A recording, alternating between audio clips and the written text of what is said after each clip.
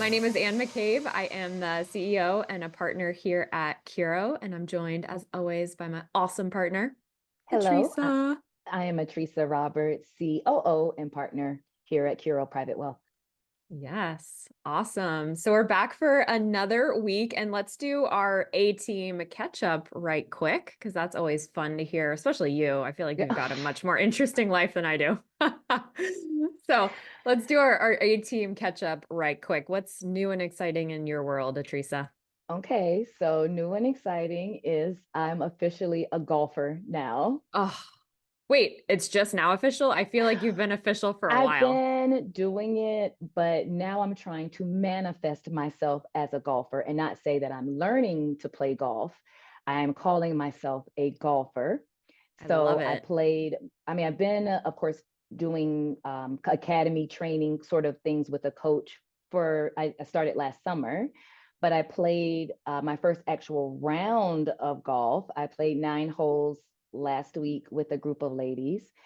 Incredibly fun. I only lost one ball and it didn't That technically is a go huge into win. it didn't even go into the woods. I just couldn't find it. So I'm Okay. still counting it as a not lost ball. It's somewhere to be found. It's Someone will somewhere find to it. be, someone will find it.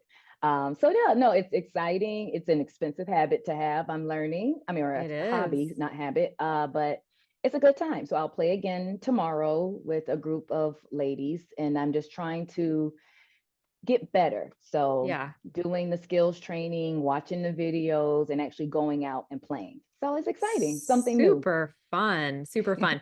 Now, are you going around to different courses in the area to kind of, feel them out and see which ones you like the best? Or are you going to one so that you really can practice and get really good at that one? Right. So recently I've been going to, I would say going back and forth between two. Okay. So one is out sort of, they're both public county courses, but one is a little bit closer to home, one is farther away. I just prefer the driving range at the other one. So I've been playing sort of between the two, but then I'm also a part of a networking group of women who golf, and they play at those sessions are at a private club, which are much nicer than where Excuse I've been me. practicing. You better be raising your finger when you're drinking your Right, tea, right. okay? When I'm having my tea, absolutely. So it's been fun. So that's what's new. Teresa's now a golfer. You are a golfer. I love it. We need like full-blown affirmations. Like you need to really Absolutely. own this. Absolutely. So what about you? What's I new in the love world of it. Anne? So I actually did something last week, which was super Yay. fun. Yeah, I went to the Kennedy Center with one of my girlfriends, which I love the Kennedy Center. There's I just do something too. about, yeah, getting dressed up and going to dinner beforehand, and just the Kennedy Center itself is beautiful. We went to see a show called The Illusionist, which is basically a magic show, but way, way cooler than, a cheesy magic show you probably think of. Right. But the what there were five performers and they had different acts and different specialties. But the one that blew my mind was called The Mentalist, Okay. and he was a mind reader. And there's really, truly no way that this stuff was set up ahead of Yeah. time. And it just blew my mind. I mean, he knew these people's birthdays, what signs they were, names of their children, what they were thinking. Wow. Obviously, he's a mind reader. So Yeah. they would be like thinking of something they wanted him to do, and he would say it. And you could just see even on their faces the shock. It was like unbelievable. But I found myself a little bit uncomfortable and stressed out because I was trying to Mm. figure it out. I'm like, okay, there's got to be an explanation, You're especially such what a you and fact-based person. I am, especially what you and I do, right? For Right. a living, like there's numbers and there's results Yeah. and there's like explanations for everything. And I'm like, oh my gosh, this is stressing me out. So, So now was but he it was picking super people cool. from the audience, picking just people out of the audience? Yes, randomly. Hmm. So the first person he picked, he threw a stuffed snake into the audience randomly. And then Okay. he had that person who caught the snake, because you'd be like, oh, yeah, obviously he's going to throw the snake to the guy he wants to throw it to, right? Right. He had that person randomly chuck it over his head, and a little boy caught it. And so the little boy Uh-huh. couldn't come up on stage. But he was like, hey, little boy, are you here with your parents? And he said, yeah. And the mom was like, I am not going up there. Like, no way. So she handed the snake to the dad, and the dad went up. And I mean, he was so uncomfortable. He was like, I Wow. cannot believe that I'm doing this. And yeah, it was just, he had written a random word on a piece of Mm-hmm. paper. And by the end of the scene, the mind reader knew exactly what the word was. It was Yeah, mind it sounds blowing, cool literally. though, but I can It was imagine. cool. Yeah, Yeah, it was yeah. cool. So Well, anyway, good, I did fun. something fun. Nice. Out with the girlfriend for the weekend. I love that. Yeah. Yeah, it was super fun. Super fun. So hopefully I have something interesting again to talk about next week. It's always interesting. Just Um, sometimes, it includes some kid stuff. yeah, yeah, lots of sporting events. Exactly. So this week we are going to talk about one of the most common questions Yes. that we get, and we talked about another common question that we get last week, but this week is a very important question of should I pay off my mortgage? So this question comes up for us quite a bit, Yeah. either for our clients who are getting ready to retire, and that's one of the big questions, like before I stop working, should I have my mortgage paid off? Or even for some of our younger clients who happen to have, a windfall or just happen to have a lot of extra income that they could put to their mortgage. So that's what we wanted to talk about today.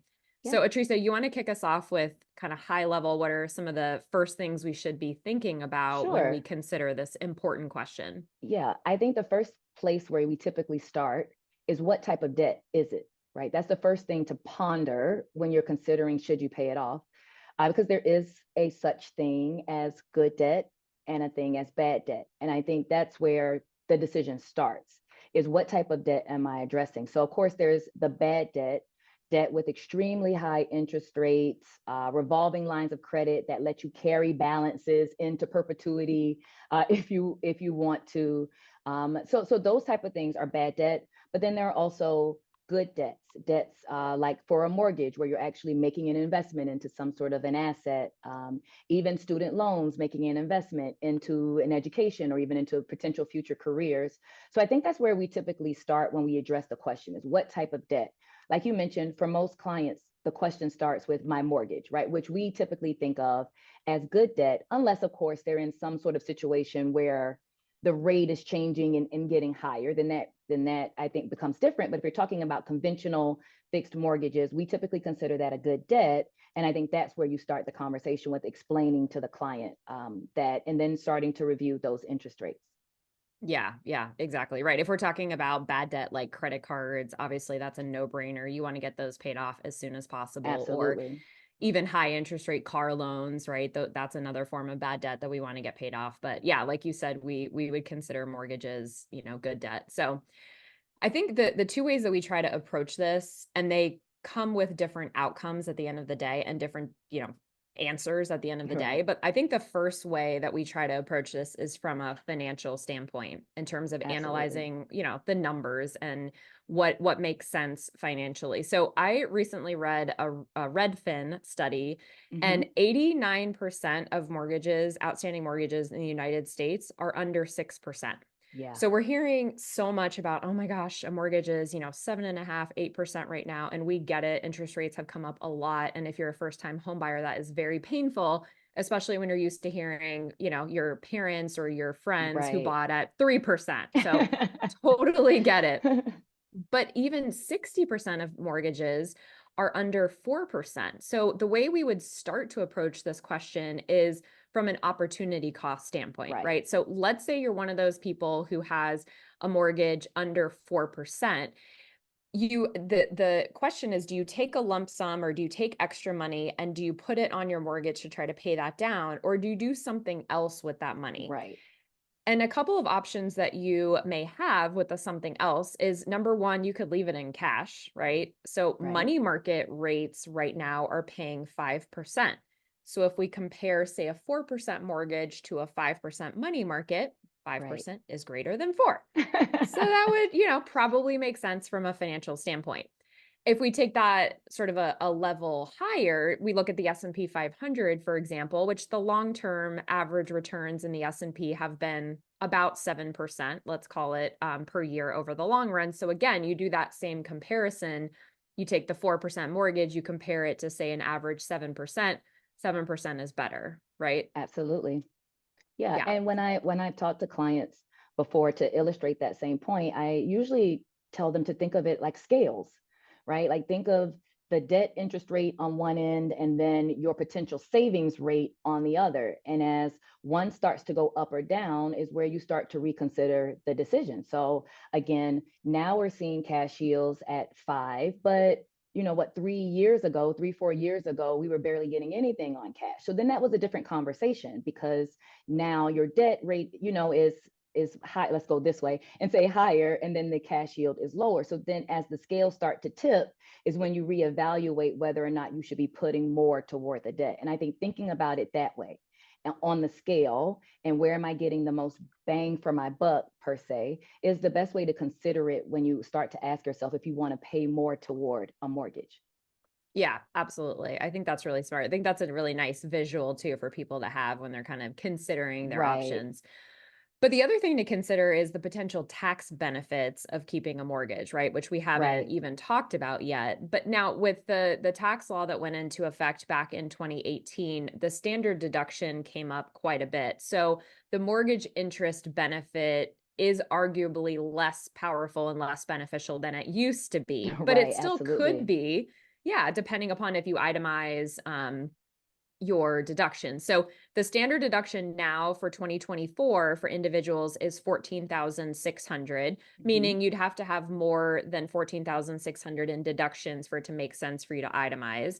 And then for married filing jointly, it's 29,200. So now that hurdle has definitely come up quite a bit. So take into consideration when you're making this decision for yourself, is the cost of that debt actually 4%, say, or is it less than 4% because you're getting a tax benefit to that Right. interest? So I think that has to come into consideration as well. And then the other thing from a financial standpoint that we like to remind clients is if you decide to pay more to your mortgage or to take a big chunk of liquid cash and put it onto your mortgage, you're effectively taking liquid assets, whether that is Mhm. cash or investments, and you're putting it into an illiquid asset, right? The only way to actually tap that equity in your home is either one, to sell the property, or Right. two, to take a home Take on equity take line or a loan, which then you're going to be back in debt, right? So right. that's higher interest rate than if you're talking about a traditional, first lien mortgage. So that's another thing we would say to keep in mind is the liquidity factor of the decision that you're Right. making. And to the point you just made too, and maybe this is going back a little bit to taxes, also want to consider the tax implications of pulling money out of investment accounts because that might have Yes. consequences too. So it's one thing when it's just cash sitting in a checking or a savings, but if you're pulling money out of investments, you also now are running the risk of recognizing, long-term capital gains or maybe even short-term capital gains, and then creating more of a tax burden for yourself in the tax year as well. So just a little note also to consider where you're Yeah. taking the money from.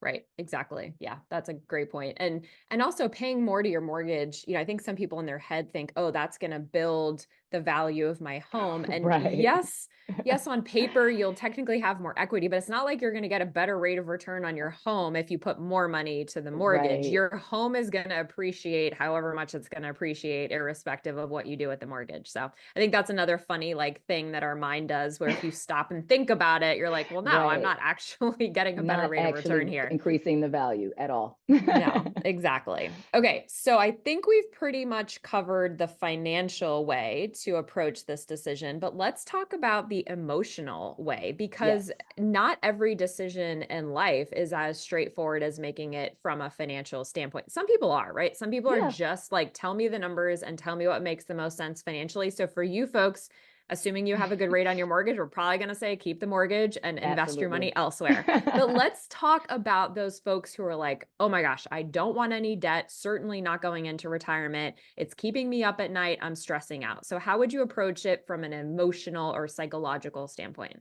Yeah, I think from that place, then we want to find a balance because I mean, again, we are financial advisors. So I'm always going to tell my clients, I'm never going to neglect the numbers that make sense, right? I tell you, I love that 2 plus 2 is always going to be 4, right? So we don't want to neglect what makes financial sense, but it's a delicate balance to balance that with what makes the client feel comfortable or what makes the person feel comfortable.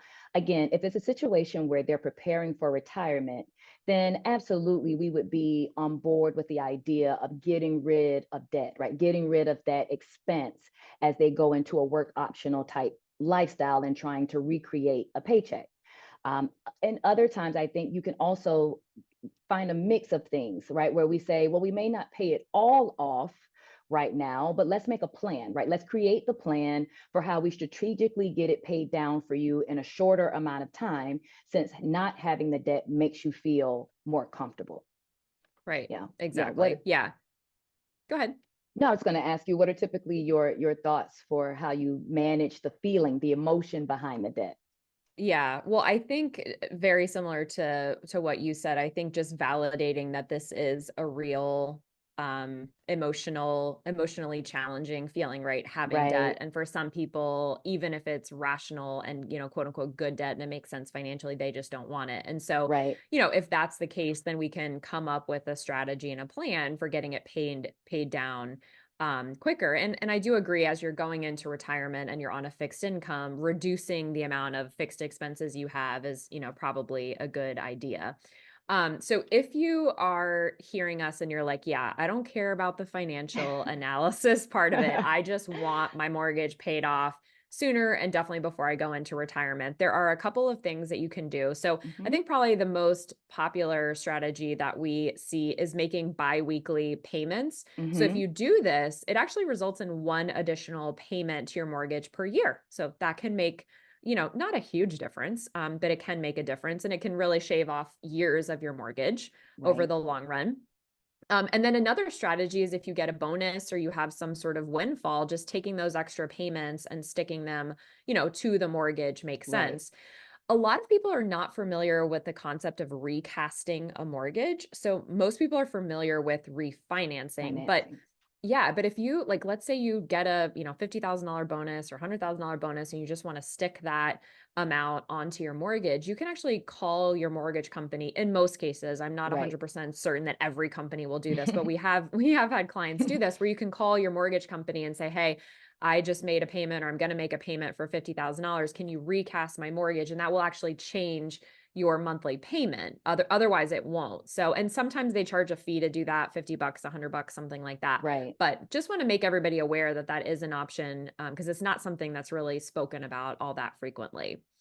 Um, and then the other thing that we have clients do, which I think is a great middle of the road solution, is we'll have them open a separate investment account, sort of earmarked Right. to pay off the mortgage if they choose to do that. But the reason that we love this is because it gives you flexibility. So okay, that account over there, I'm going to fund it every year instead of making those payments to the mortgage. I'm going to put those payments in the investment account. And I know in my mind that money is earmarked. Should I decide to take that chunk and pay off the mortgage, I know I can do that, but you don't have to. So Right. the reason we love that is because number one, at least in the intermediate to long run, we believe the financial markets are going to do better for you from a return standpoint than that cost of debt in most cases.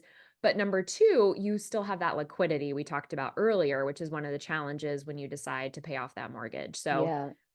And I think from a behavioral standpoint, many clients like that mental accounting. They like the idea of the buckets. This is for yes. this is earmarked for that.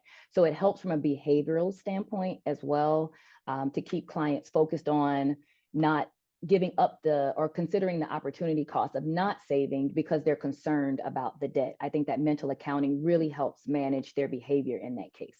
Yes, exactly. Exactly. So you mentioned to me, Teresa, too, you had Mhm. just read a very disturbing study. So share with us, I guess, Absolutely. the So results. recently bankrate.com surveyed Americans about their ability to cover unexpected expenses. And 44% of the Americans surveyed stated that they were unable to cover an unexpected or an emergency expense of $1,000 out of savings, which is absolutely both a sad and terrifying thought. So generally, and I think what triggered for me in this conversation is that emergency cash reserves are so important. And when people start having conversations with themselves, with their partners, with family about whether they want to pay down debt, of course, their first place is wanting to pull the cash that they have in savings. The thing to remember is that getting rid of that savings eliminates your ability to be able to cover the unexpected. And then typically in pure American fashion, when those things come up, we have to throw it on the credit card. So your desire to want to pay down debt, if not planned properly or planned for properly, can sometimes throw you into a place where you start creating bad debt, because now Right. you've taken, like, and as you mentioned, that liquid asset, you've thrown it into an illiquid asset, and now you can't cover anything that may come up. A hot water heater goes Ha out, ha ha. as some That of us happened. might be familiar with. And Yep. then now, because you don't have the cash, you're now making those purchases on a credit card. And even with excellent credit, I think minimum credit card APRs right now are at like 19 if you're lucky, At which is insane. least. Yeah, so it's Yeah. just something to consider, that you want to be able to prioritize saving, especially when the debt is good debt. Right? Yes. When the debt is good debt, you want to be able to prioritize saving and make sure you still have that comfortable cash cushion of anywhere from 3 to 6 months of cash on hand. And then if anything is extra above that, then you can maybe start playing around with the decision of putting it toward debt payments. Yeah, I think that's such an important reminder. And as you said, it's very sad and terrifying Yeah, because a statistic. thousand So dollars is not a huge unexpected emergency expense. You know, no, medical emergencies can cost 10 times that. So yeah. And my new water heater was right. certainly more than that. So I think in summary, what we're Hmm. saying is to approach this decision from a financial decision and from an emotional decision, depending on kind of where you fall in that spectrum. If you're asking Teresa and I, for the most part, from a financial Hmm. standpoint, having that good debt and that mortgage, assuming you have a good rate and you've got some tax benefits, probably makes sense. Right. But if on the other hand it's keeping you up at night and you're stressing out about it, then and you want to have that peace of mind, then go ahead and pay off your mortgage. Just make Yeah. sure, to Teresa's point, that you've got plenty of cash reserves before you do so. Right. Absolutely. Yeah. Yeah. Awesome. So we wanted to end today with a little closing thought, something maybe we've been pondering or, reading Yeah. or listening to. So what do you have for us today, Teresa? So one of the things that I think keeps coming up, just in my own reflection and things that I'm listening to in the podcast that I listen to, is prioritizing self-care, which I think can be very hard, maybe even specifically for women, because we're used to being, the sacrificial lamb and pouring into other people. But I'm learning as I get older that it's so important that I take care of myself. And I don't mean in the ways where I'm going out and buying expensive things to make myself feel better, but just from a health standpoint, right? Maybe it's taking a moment just to go take a walk because it's a sunny day and I need the vitamin D and it's going to help recharge me to get through the rest of the day. Or maybe it means, going to get just a really quick, affordable massage just to help decompress. And so I've been focusing on that and trying to find little ways that don't require me to make big plans for it. I don't have to spend tons of money, where I just pick little moments in my week where I prioritize myself and focus on some self-care. So that's been my reflection, and I'm sharing that with others as maybe something to consider. I love that. Thank you. We all need Of to hear course. that reminder. Absolutely. It's like goes back to the oxygen mask on the airplane, right? We have Absolutely. to Yeah. put our oxygen mask on first before we can help others around us. Yeah. Yeah. So we didn't even plan this, but my No. closing thought, I'm reading a book about discipline, and it's like Mm. a stoic book about discipline. And one of the things I read 2 nights ago was, and I'm going to read it just so I don't mess it Okay. up, but it is an act of self-discipline to be kind to the self, to be a good Ooh. friend. Wow. Isn't that beautiful? It's And so beautiful. I was sharing with my kids this morning when I was dropping them off at school. My 6-year-old was not being very nice to himself a couple of days ago. He Mm-hmm. was frustrated and wasn't able to do something the way that he wanted to, and he was speaking very negatively to himself. And I Oh, told him, would you speak that way to your best friend? Would you say those yeah. kinds of mean things to your best friend? And he was like, of course not. And so I said to him, well, you need to talk to yourself the way that you would talk to your best friend. And guess what? My 6-year-old needs this reminder, but I think we do too. I mean, especially as Absolutely. women, we can be our toughest critics and we can be so negative. So next time you find yourself, self-talk being negative, just ask yourself, would you speak that way to your Mm. best friend? And if the answer Oh. is no, then you better switch around how you're talking to yourself. Oh, that's such a great trick to sort of refocus the energy you direct towards yourself, right? I love that. Exactly. Yeah. So Oh, that's thank you for my sharing closing that. thought. Absolutely. Absolutely. All right. Well, I think that wraps us up for Yep. this week. Thank you so much for tuning in. Please make sure you subscribe. We are dropping episodes every week for you all. So please make sure you subscribe. If you got some value out of this today, please share this podcast with your friends. It is obviously a brand new podcast. So we're trying to get the word out. And thank you again so much for tuning in. Until next week, Until next week, have a good one. live richly.